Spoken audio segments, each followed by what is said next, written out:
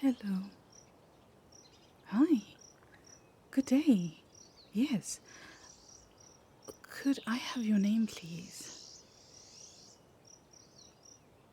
Yes, I see it right here.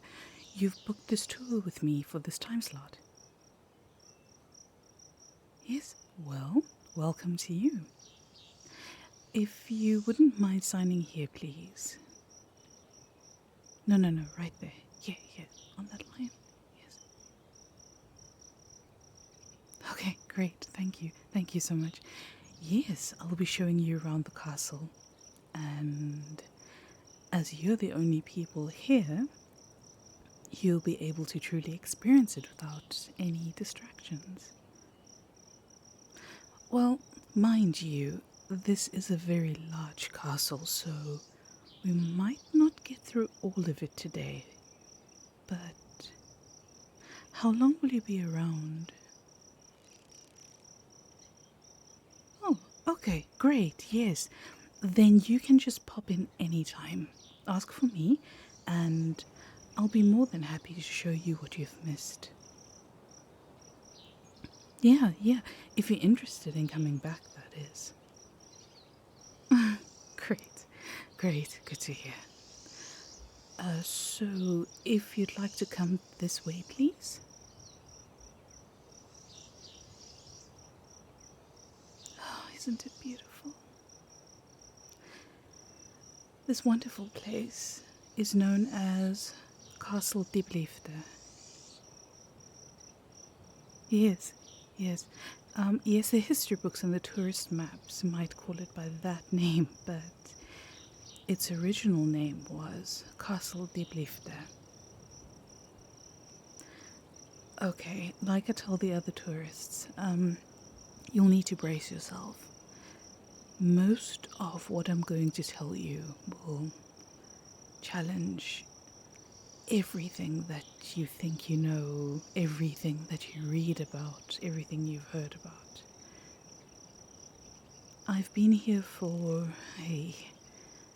a very long time, so I guarantee you that despite what your subconscious may be telling you, what I'm about to tell you is absolutely true. So, the first bit of information that you're not going to believe is that this castle was actually home to King Arthur and Queen Guinevere.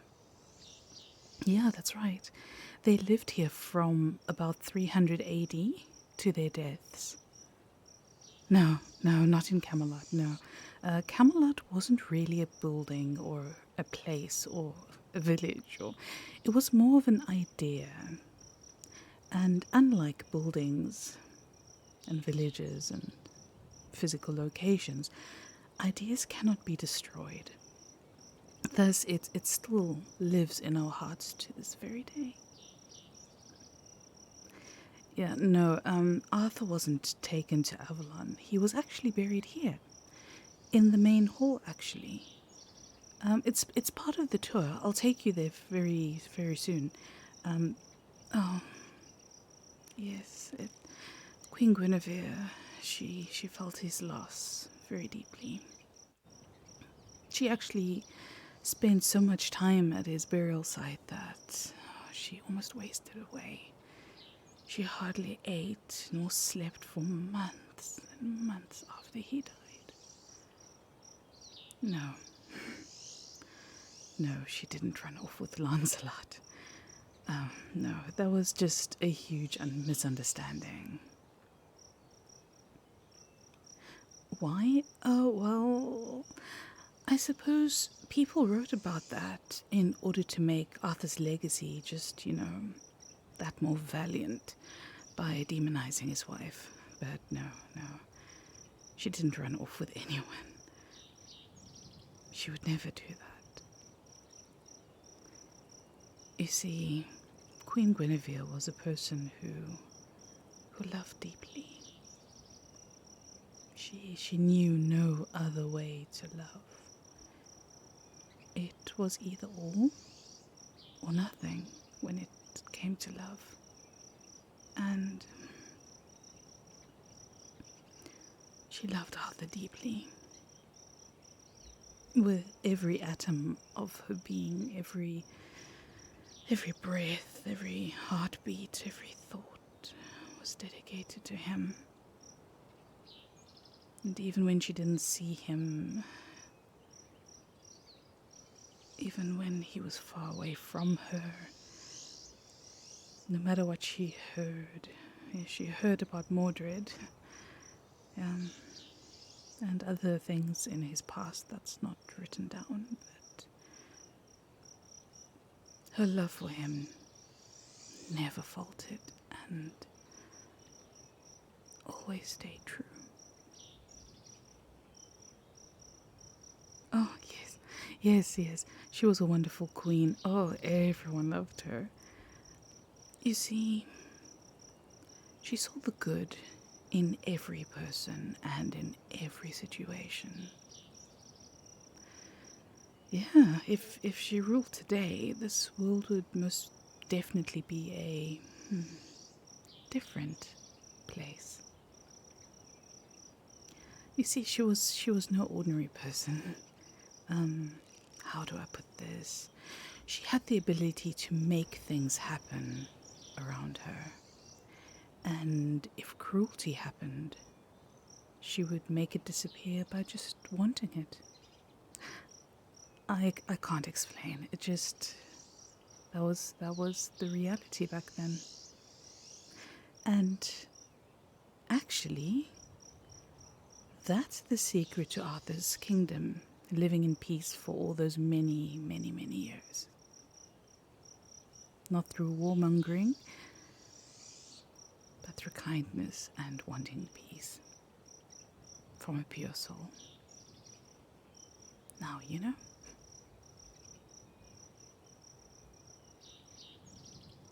Yeah, oh, this castle may look big, but out here, the sheer size of the castle can't really be felt. Yes, the walls are thick and tall, but to truly feel the magnificence of this building, you'll need to cross this moat with me and take a walk inside.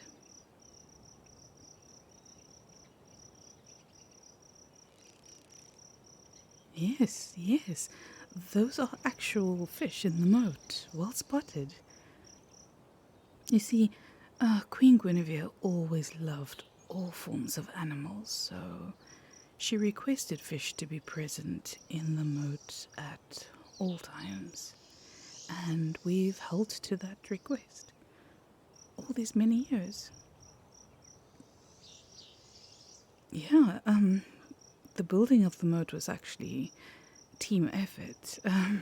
Guinevere and Arthur actually assisted in the building of this moat. No, I mean physically assisted.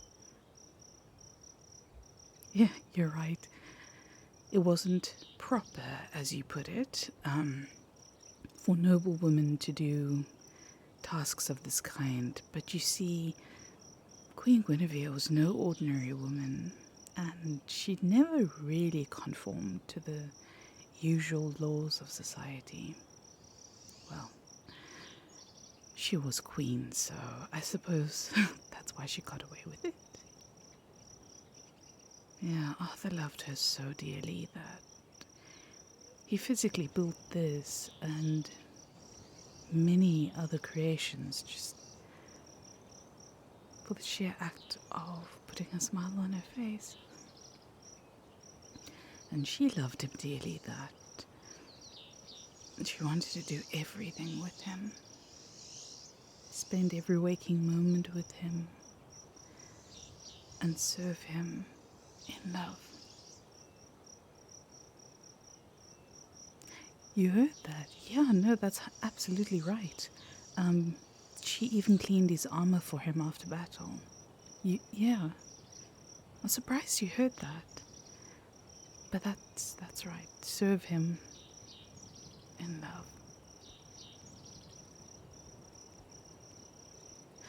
The water is clearer than you would have expected, yes. We pump water directly to and from the nearby river. No, that's all we do. For some reason, we don't really know why, but no matter what fish we put in here, they just seem to thrive. We do nothing else. Well, there is a story that some say it's the spirit of Guinevere keeping things as beautiful as she would have wanted it to be. I know. Well, the evidence is before you, I suppose. Right, if you would come this way, please.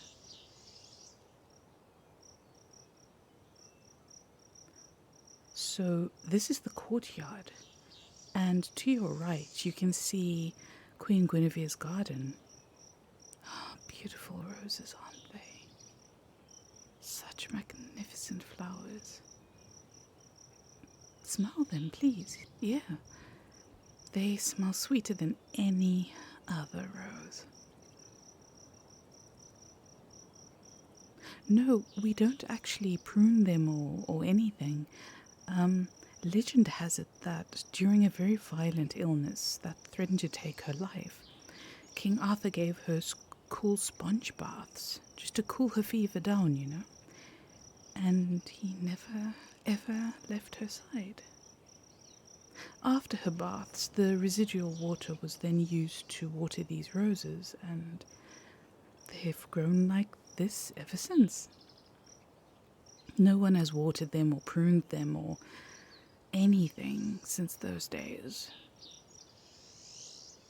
And they've just been ever blooming. I know. It seems impossible, but as I said, I've been here for a very long time and I can vouch for that. Yeah, you're right there, lovely.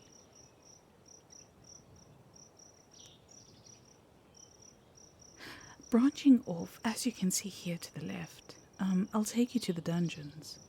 Trust me, you have never seen dungeons like these before. Yeah, right through those doors, right over here.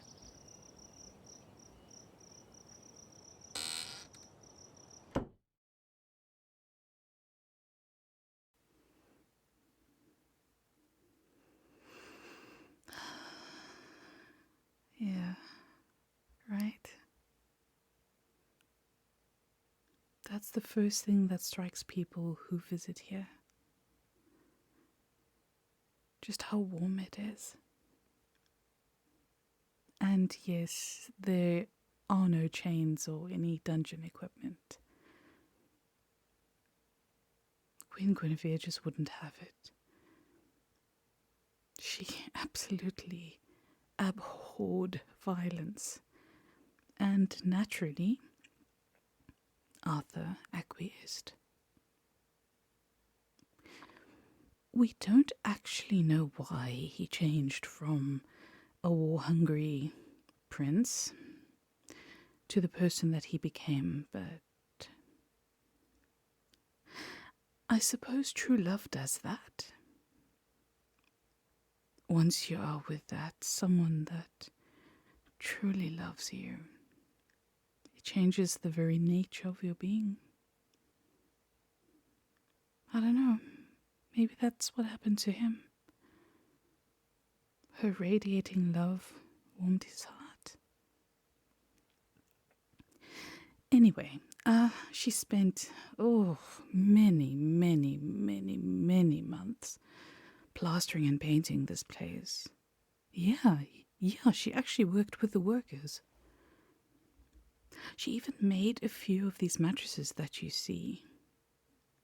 And she stitched the sheets that were... Yeah, that one. You may handle it. You can touch it. Yeah, she made that. In the end, Arthur's dungeon was turned, instead of a place of pain, rather into a safe haven for those whose villages were destroyed. Queen Guinevere ensured that those villages were clean, warm, comforted, fed, and dry, and she even came down to feed those who couldn't feed themselves. And with her limited knowledge, she even tended to their wounds as best she knew how. And yeah, that's a doll that she made for one of the children. The child, after she grew up, laid it on Guinevere's grave when she died, and it's been kept here ever since. Yes, yes, hundreds and hundreds of years, I know, and it looks like it was made yesterday. As I said, we can't explain it. We just report it. But all of these things have been carbon dated for verification, and the dates line up perfectly. Oh, the lighting down here is just astounding. I think it's the lime-painted walls which reverberate the light. Just brings an ambiance of happiness to the place, don't you think? Well, it brought much reassurance to those that stayed here. I must tell you, it gave them hope.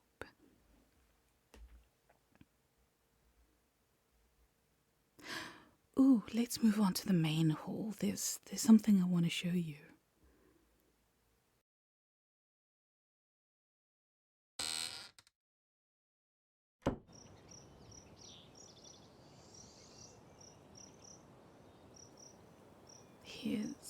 Here's Arthur's grave that I told you about. I'd like to show you the inscription that was carved on its side. Right there. To the right.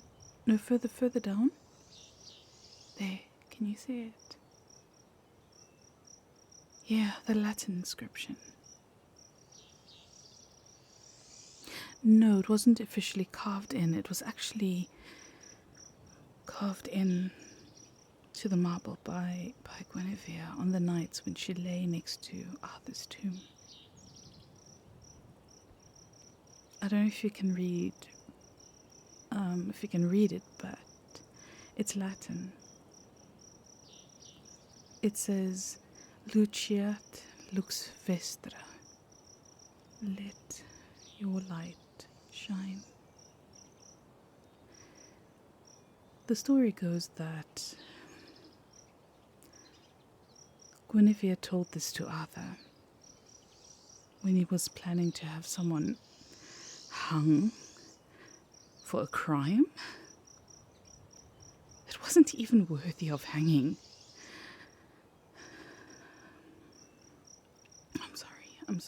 I'm sorry.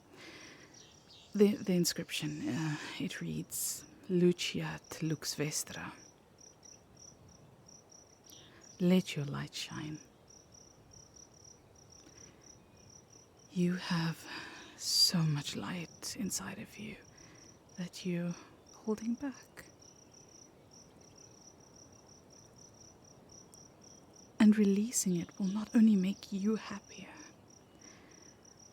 but will bring joy to those around you as well. Release all the pain, all the sadness, all those around you that don't care. Release them in love and gravitate towards those who will love you completely and deeply for the rest of your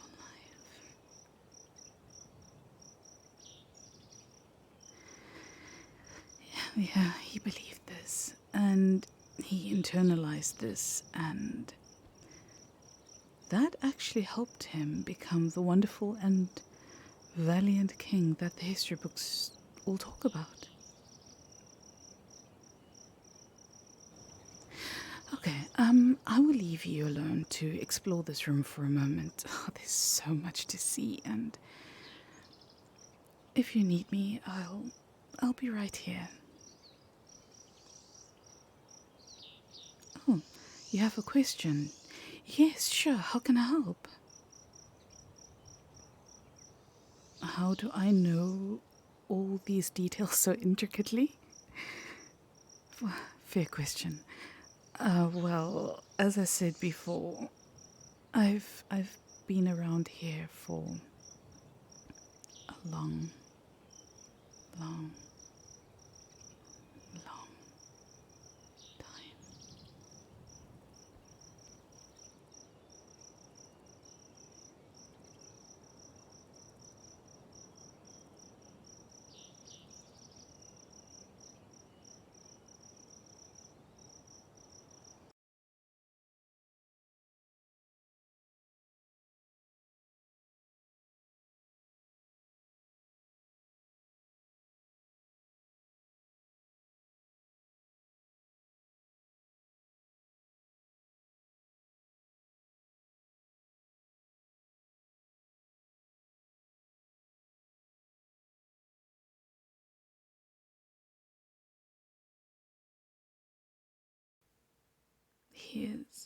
Here's Arthur's grave that I told you about.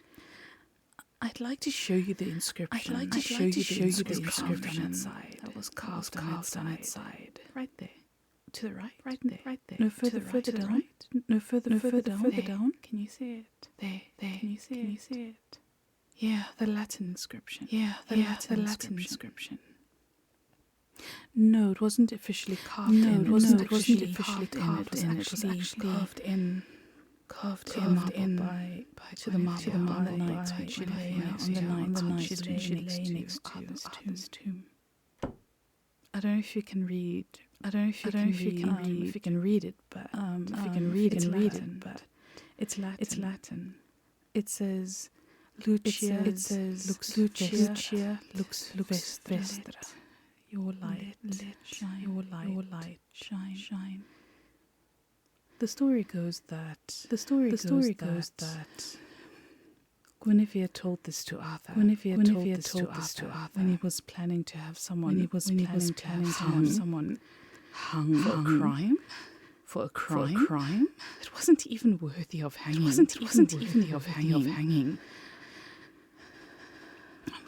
I'm sorry. The inscription. Lucia lux vestra. Let your light shine. Let your light shine. You have so much light inside of you. Holding back. And releasing it will not only make you happier, but will bring joy. To those around you as well. Release all the pain. All the sadness. All those around you that don't care. Release them in love. And gravitate towards those who love you completely and deeply for the rest of your life.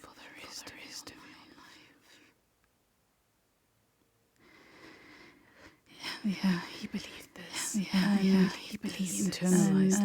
internalized this, and that actually helped him. Become the wonderful king that the history books all talk about.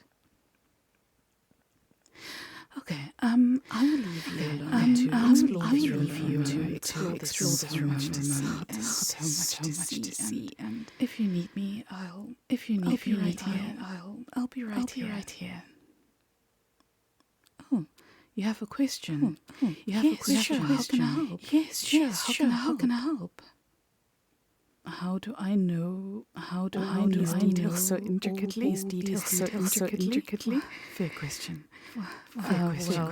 As I said before, I've been around